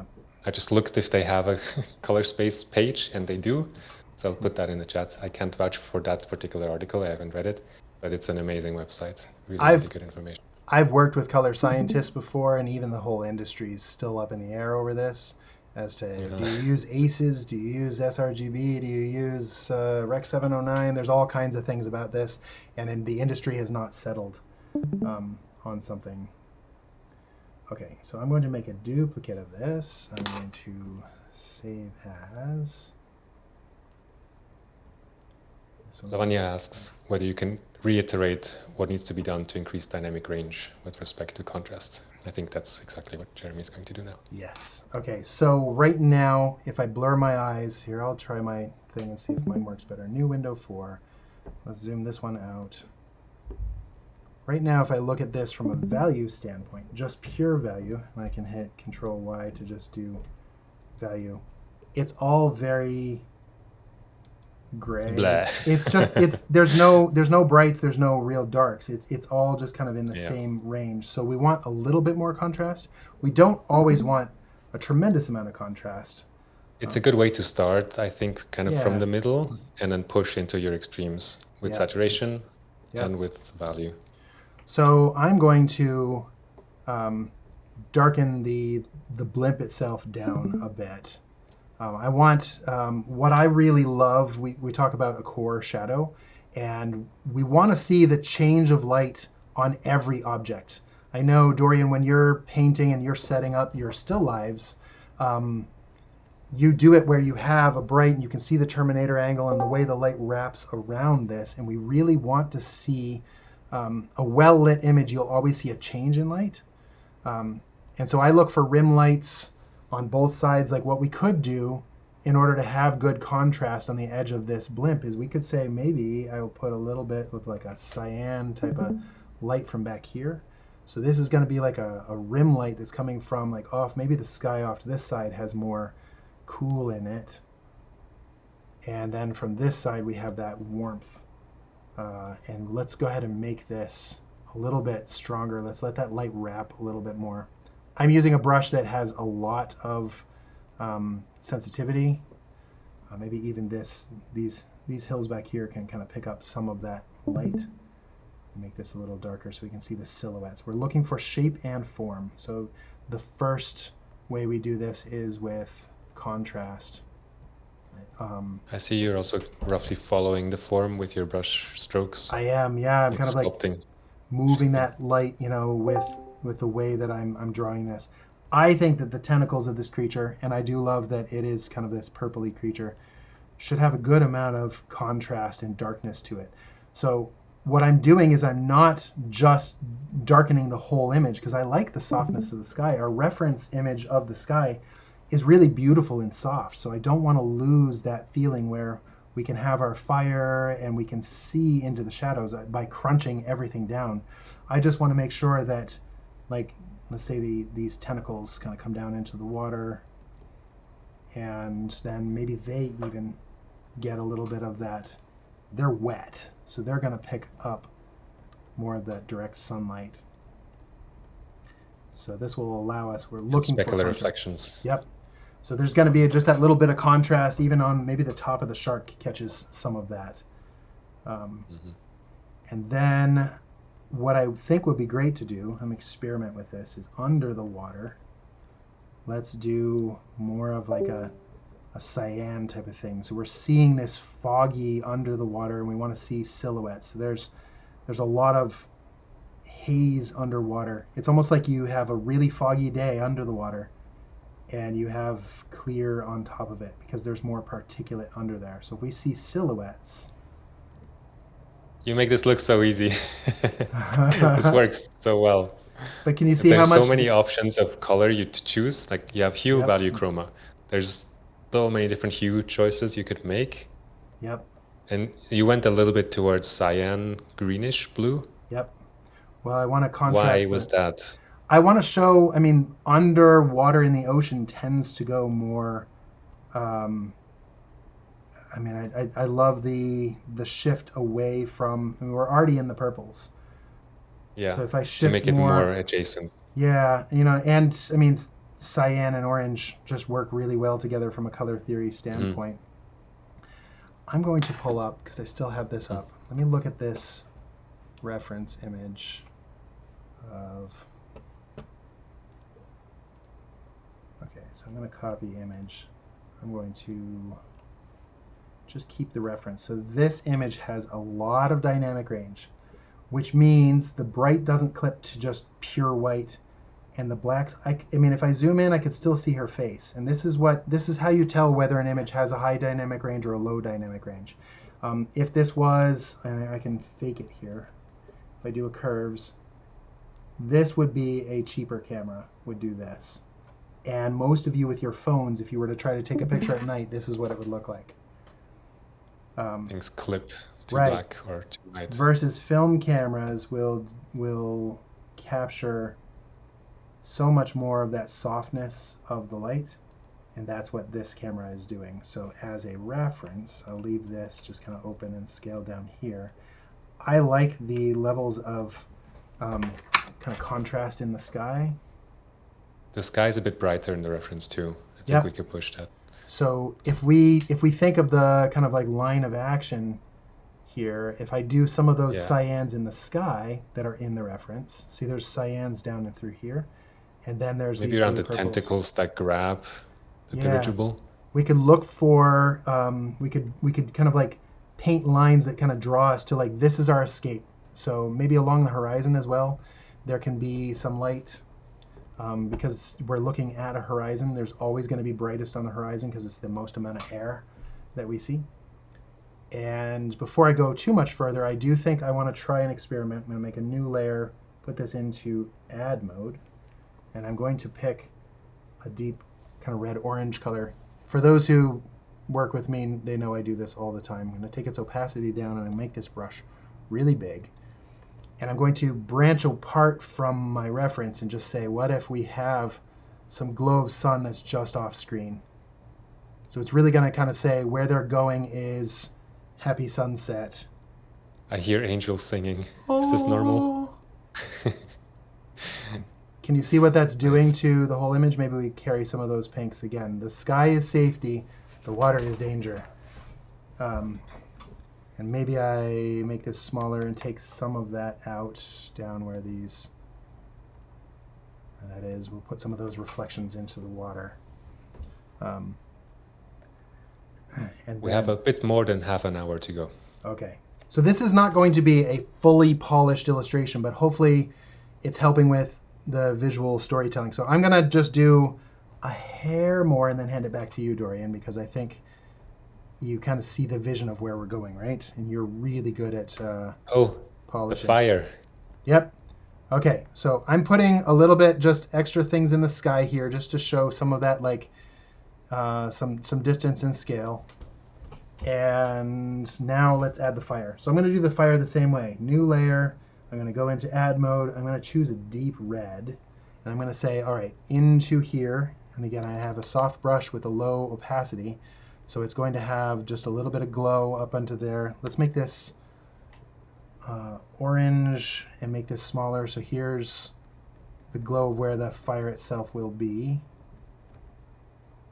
Let's put a more yellow core into this.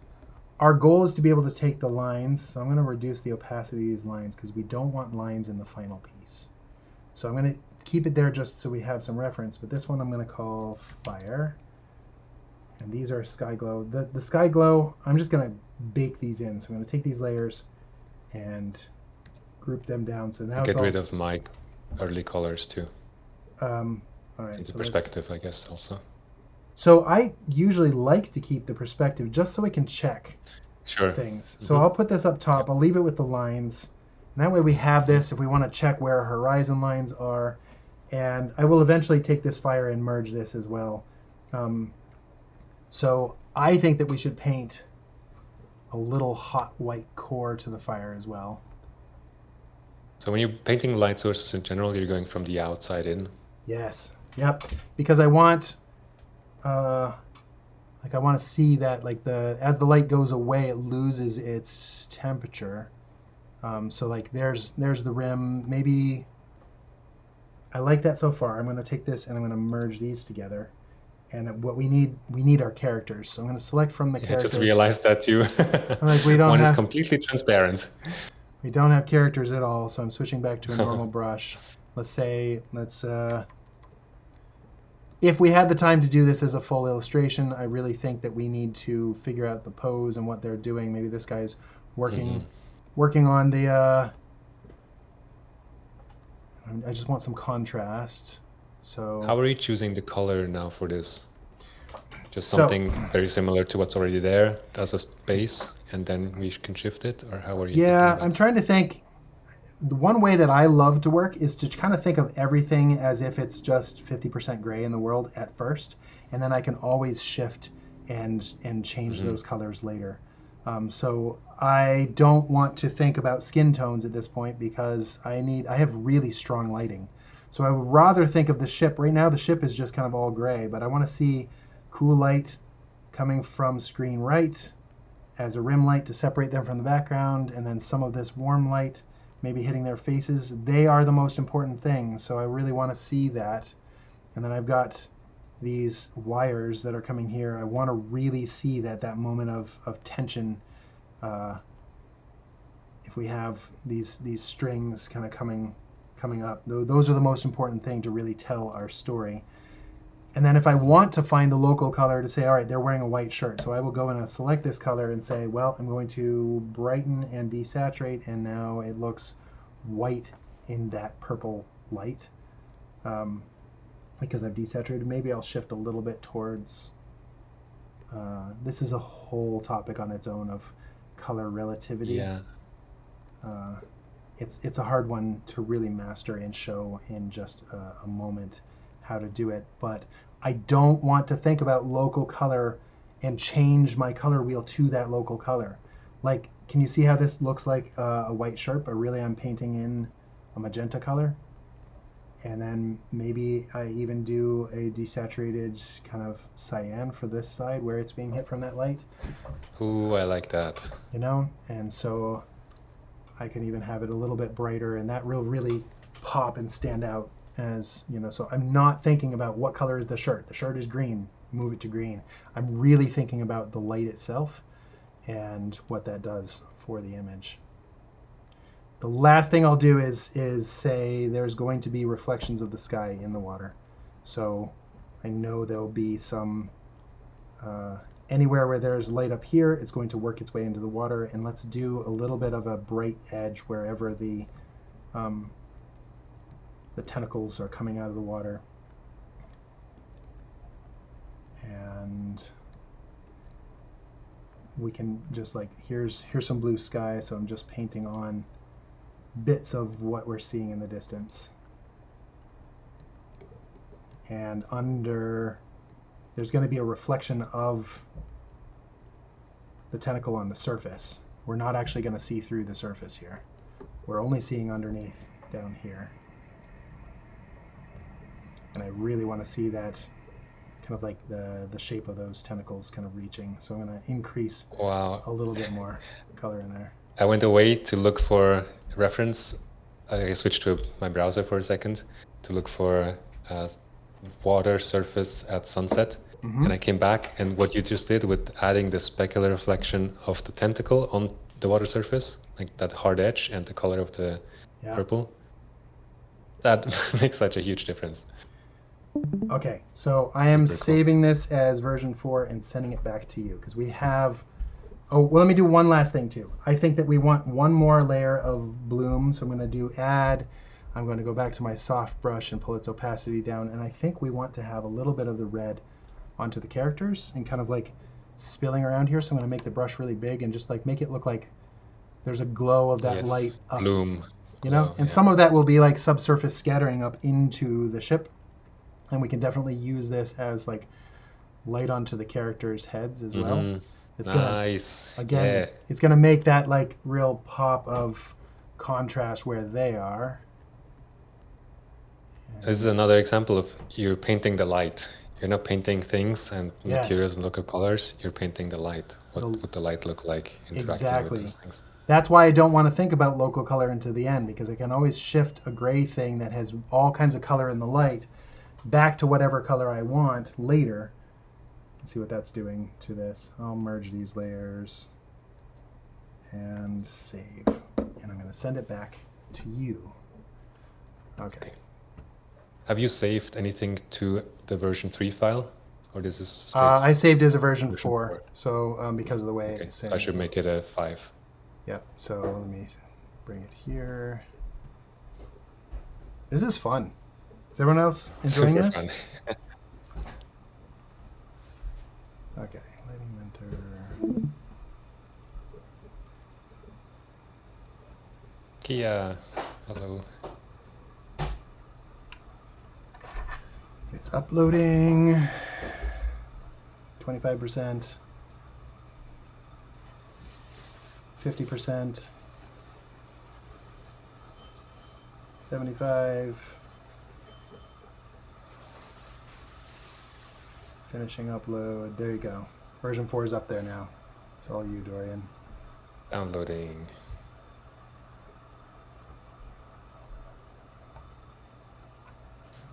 So I just started preparing myself by gathering some reference. Reference is great. You want to understand what's happening with physics for the reference. So I went to water, surface, sunset. Yes. See that And then that one on also, the top left, where you see bits of blue, orange, purple. You're gonna see reflections of everything of the whole sky, and little highlights. You'll even see reflections of the sun that's off screen.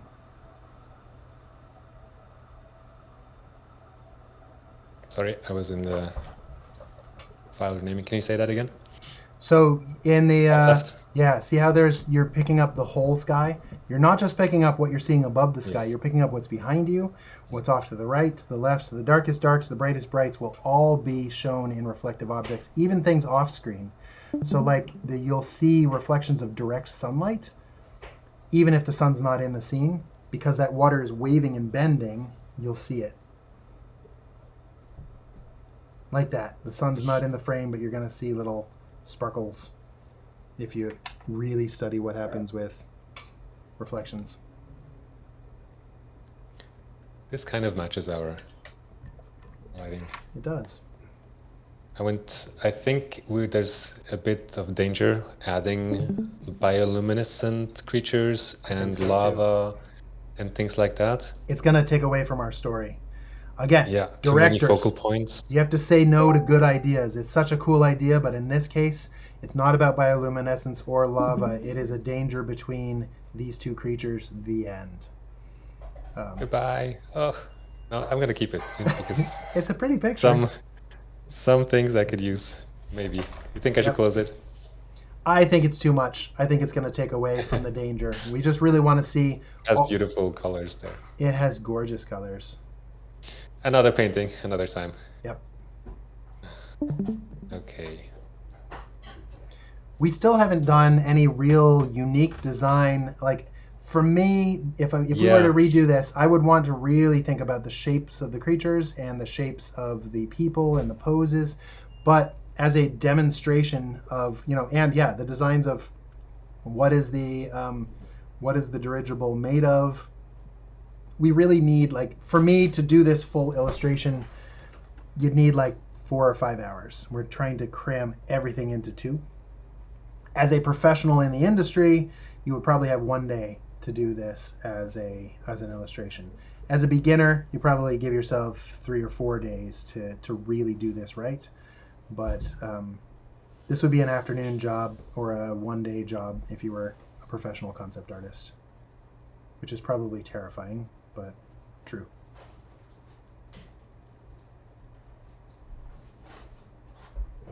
Yeah, I love the little bits coming off of this. Is that the Just remains of their boat? yeah, it just felt a bit too well held together. Yep. But yeah, this is me being sucked into details, which like anytime you'll see me, I mean, I'm going to like go towards pulling things together and finishing Yeah. and unifying, so I have to zoom in a bit. There's But only anytime I'm zoomed in more than this, it means it's something that's too detailed. So zoom out, step back. really there's only 20 minutes left, so go for it. I mean, what I like to do too is to jump around the whole image and go what areas look wrong and what areas will add value to this, like what you're doing. Seeing those suction cups will be great. So if you can fix those areas and like jump around the image, this is part of the polishing process, is to say what's important, what's not important, where do you need light. This is exactly what I would do too. So I feel like this one should just be in your hands until the end. Okay. And then we'll say that this is what we created in this time. I'm very happy with this. Me too. It's very cool. What a fun I idea. love this step also of kind of problem solving and being judicious about, okay, what's the biggest effect for the smallest amount of work? Yes. It's a good skill to develop too. There's something that's a little niche technique maybe.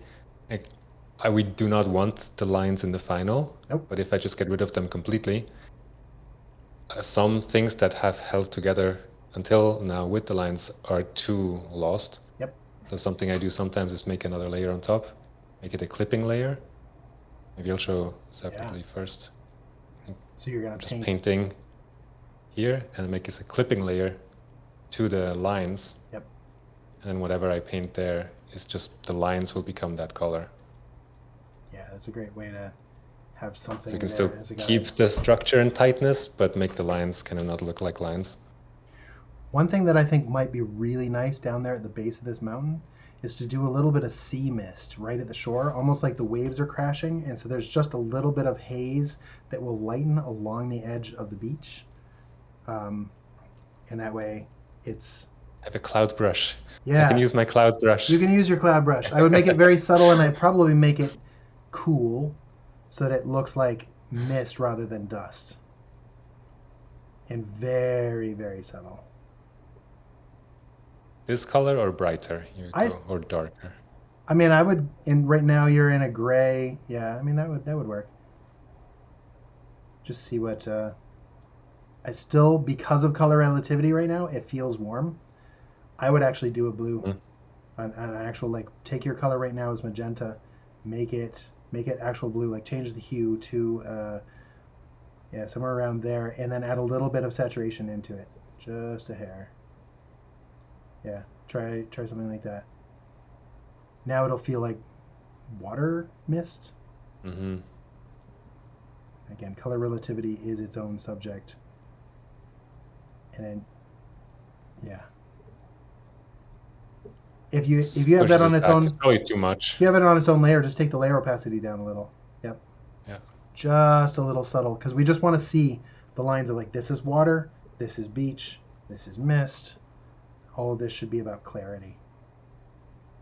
An advantage of having few layers is you can just make a selection of something, copy. Yeah, exactly. That's good. And I feel like this fin It was way too high. is a bit too dominant. Yep.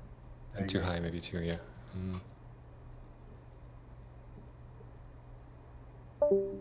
Ah, this was somewhere else. Is it? Okay, that line can go. I'm just going to erase off that line erase layer. those lines. Yeah, I think erasing lines away is a great way of working. If you're really afraid of losing your original sketch, then you can just make a copy and hide it, and then remove away anything that's getting in the way. Line art is a crutch for most artists, in my opinion. I think we are used to seeing line art and think that that should be in artwork, and it's only in animation because it's too expensive to do shading in animation. But it is often a crutch for people to rely on the lines rather than actually seeing light. I think a lot of people are afraid of light and color. It's better to just learn about it.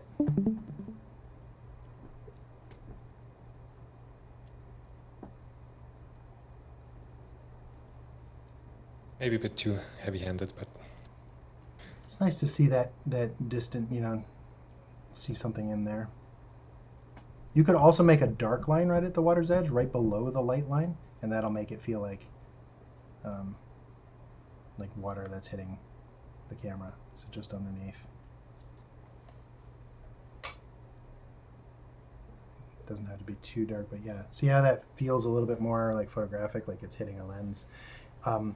Contrast, just so you know, things that are in the foreground will always, the blacks in the foreground will always be the blackest black because there's no atmosphere between you and it.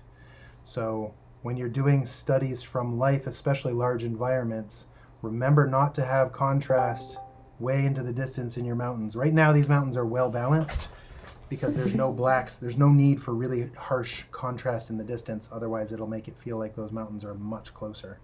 We want that as atmospheric perspective.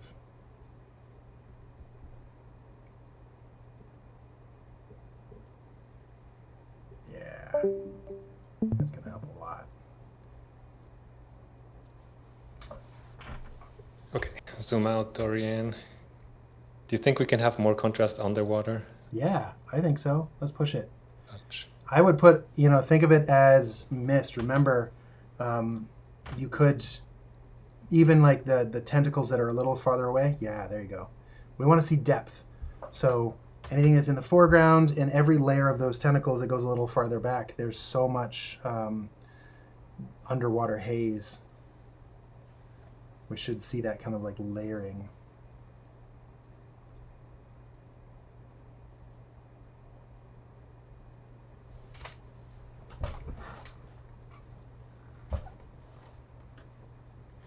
And we're not going to see really much on the surface of those. It'll be just all reflection on the top surface.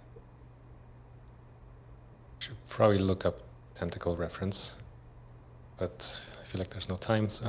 I like doing these big ones. Are really cool. They just feel like they're really standing out. That's really fun. Like they're very large suction cups.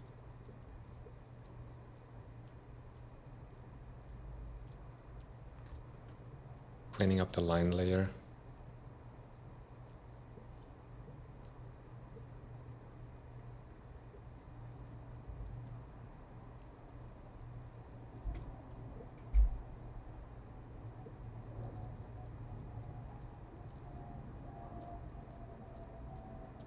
I guess think a bit safer way of clearing the lines would be a layer mask. Yeah, if you want to. And we can erase here, and if you want to bring it back. That background mountain doesn't really matter much.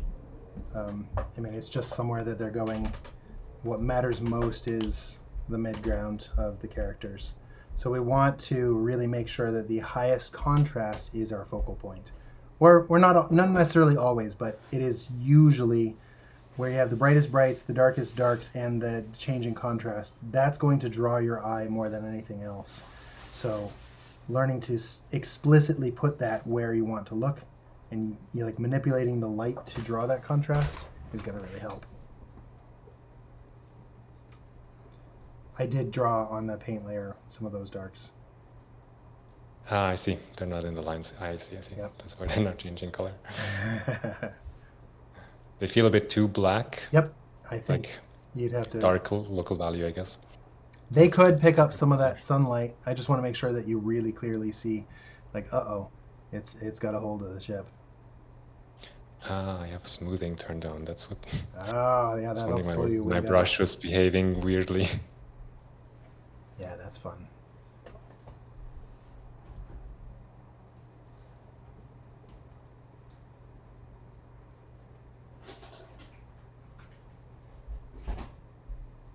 I think this will be a fun illustration to see actually completed. like fully polished take like another 3 or 4 hours and really put in all the details and the textures and the local colors. And I would, if I was doing this too and we had more time, I would put some subsurface scattering in the ends of those tentacles so that they look nice and juicy and wet and really interesting, glowy. I think that would add to it. I might even put, you know, that there's a difference of like octopus versus squid. Squid sometimes have like this wider end of like a suction cup, so this looks more like a kraken than a octopus.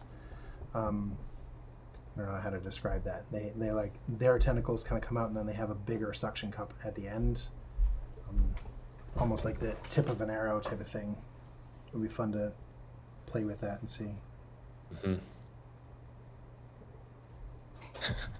I have an app that changes the colors of my screen as night comes. I just realized I have been painting the last, I don't know, 15, 20 minutes with a increasingly orange screen. Getting oranger, more orange, more turn orange. it off. Like, this looks so different, much better. Sorry, everyone. I made some strange color choices there.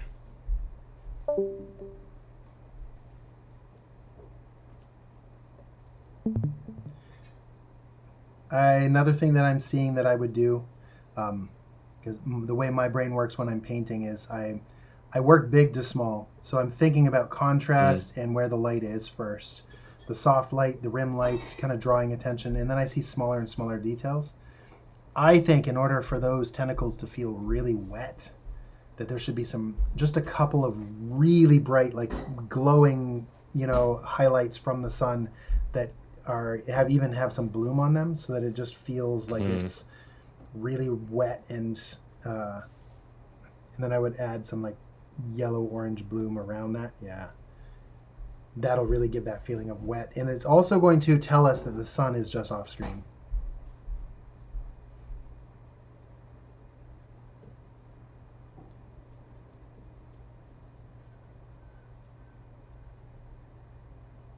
So what color would you choose for the bloom? I would do, a yellow orange Dark type of color. orange. Yep.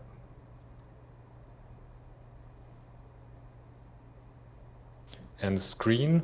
I would do add. Color dodge? Add. The linear dodge add. Add. Yep. So I have to push the saturation more. Yeah, make it really, really dark.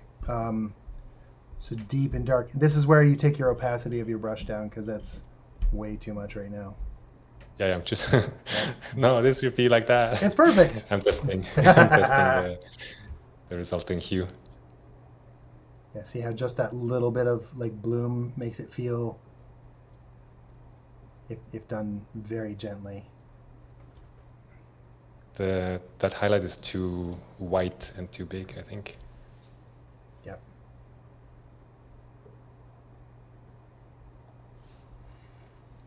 Only the brightest spot will catch that little bling of highlights. Yep. It'll be very subtle.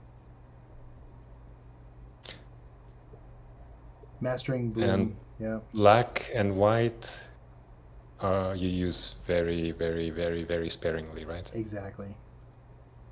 I would say that for an illustration, pure white can be used. Pure black we usually stay away from. Again, you want a good dynamic range. So you really want to see a really high dynamic range camera. The whites will never fully clip. Well, they will. There are some things that are just brighter. Sure. Like sunlight and bloom. Bloom is the area where you would go pure white, because it's as if you're looking directly into the sun. It is a pure reflection of sunlight into the lens, and it will always, it'll always kind of push bright. Oh, this is the first time we flipped this. Yeah. Yeah. Tell me what you see now that you've flipped it. What do you see? Are there any areas that... I think this dark line, I'll make a layer for annotations. And I think I'll just merge everything. Yeah. Is that okay with you? Yeah. What is this? Oh, I was looking for that earlier. And this... Anything here? No, I just made that. I think the dark line here is too thick. Yep. I think we need tentacles here. Yep. I think this needs to be a little bit sharper. Yes. Just to fade it out. And that's a very easy fix. I think there's some distracting texture. Yep. We could there. simplify those shapes down. I think it would be fun to stylize those clouds so they feel like a world that is, there's some wisps in the air of how we, make those kind of swoop with the composition. I also feel that we could maybe add a little bit of interesting cools behind the mountain that is now to the left. Again, just playing with the sky. Yeah, that's cool. Now that feels like layering in clouds. That's very interesting.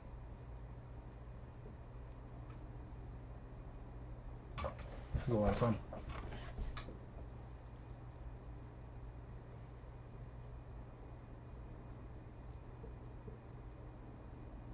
Yeah.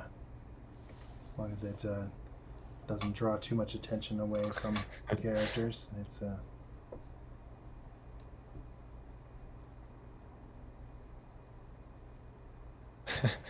It's like Dan Prokopenko's was a kangaroo. Like this is a pretty terrible cloud. Okay, let's go. Fix this. I'm a fan of drawing, like designing shapes with this lasso tool. Yeah. And then coming in with a soft brush. We have a hard edge on one side from the lasso and that soft transition into what was there before from the soft brush. Yeah. It's a good way of working. I often forget about that. Sometimes I just paint all especially with mechanical things, like man-made hard edge things, hard surface.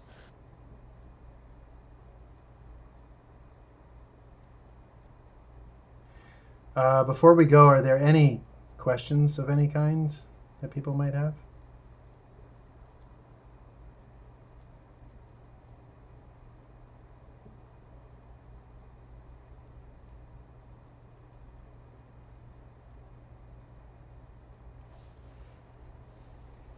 There's few of us here too, if people want to ask. Should you be good at traditional drawing to start learning painting? You don't have to be, but I think that if you're going to be doing concept art and illustration, I think that really learning at least about how to draw and shape language is its own thing. Dorian, what do you think about the question? Should you be good at traditional drawing to start learning painting? I see painting as drawing with more stuff added to it. Yeah. I think there's also a thing of people really being intimidated and just scared and not trying. But you can also learn a lot of things about drawing from painting. So I would encourage everyone to experiment with both. And drawing skills, which for me is mostly shapes, values, edges. Yep. And then maybe composition, anatomy, these things later in, but shapes, values, edges. If you have a good command of that, it will help your painting tremendously. Yeah. So somebody asked about my Painting Light 101 course, wondering about prerequisites. You don't really need to know how to draw for my Painting Light 101. I guide you through it because it is really about learning to see light and color. So I think the light and color course, also Dorian's course, you should absolutely do if you haven't already. The combination between his and my courses really hit on similar but slightly different topics. I think that mine is more focused towards entertainment industry and really working fast and observing light. A lot of the things that he'll talk about, are exactly the same things that I talk about of observing light. But Dorian's will get much more focused on really, really good detail and on more of a traditional type of feeling. Dorian, do you agree with that? What are your thoughts? Yeah, maybe more theoretical, like understanding the principles behind why things look the way they look. And specific exercises to train those skills. So somebody, Hans asked, a question. Let's see, let me scroll back up. Rhymes of Treasure Planet. Yeah, that's really great. Something about a checklist. I'm just looking for where that. I'll just read. Wuju said, I think Hans had some good questions above about what checklists you use to check your work and troubleshoot light, color, and value. So, to me, this is all visual storytelling. I don't want to follow rules blindly. So what I want to always come back to is not, have I followed this principle of this color is that color and this contrast is based off of some hard rule. I want to say, how easy is it for you to understand this image? Can you have a family member or friend tell you what's happening here by just looking at it really quickly and just come back to story, story, story? So if something is drawing too much attention, it's taking away from your story. So you check your value and color. I know this is it sounds like a terrible answer, but it really is true of like, don't get lost in technical rules. Remember too that the storytelling is the important thing here. And if something is too high contrast and it's noisy and it's really drawing your eye, then you have to fix it. And if it's supporting the illustration and you have the contrast where it needs to be, then it's good. Dorian, how would you answer like a checklist of checking your color, light, and value? Color, light, and value. Like, what do you use to check your work and troubleshoot? One framework I use is, well, this is maybe more when working from live, but let's see if it applies here too. It's like most problems in drawing are either it's a shape problem, it's a value problem, or it's a shape, value, edge problem. Yeah. I guess this is for drawing, and specific for drawing from live. I think that applies to illustration as well.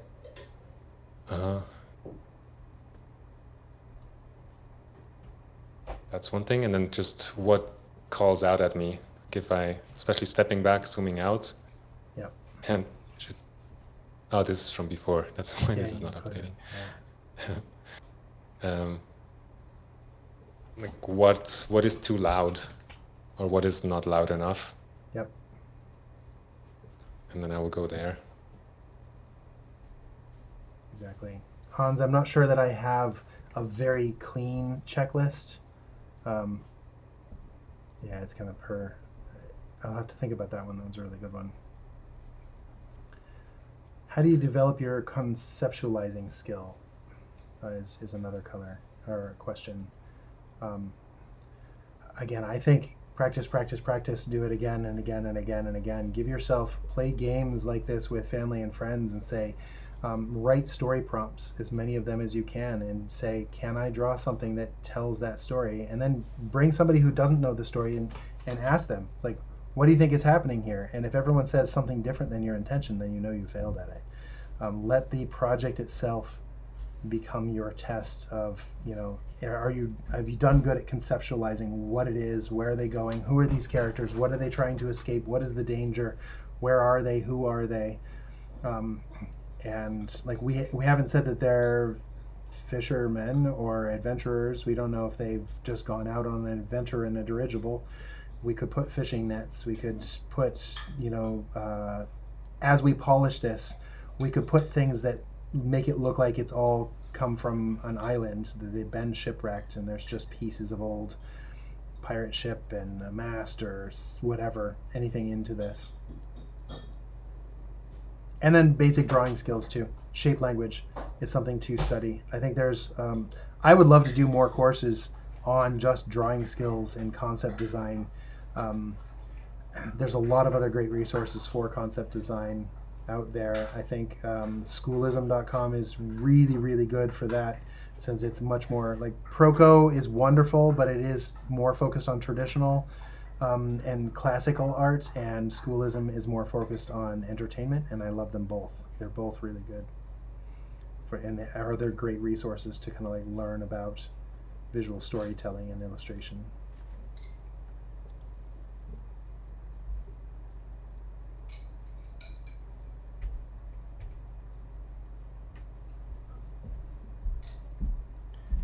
Yeah, great, Hans. I'm glad I do like that answer.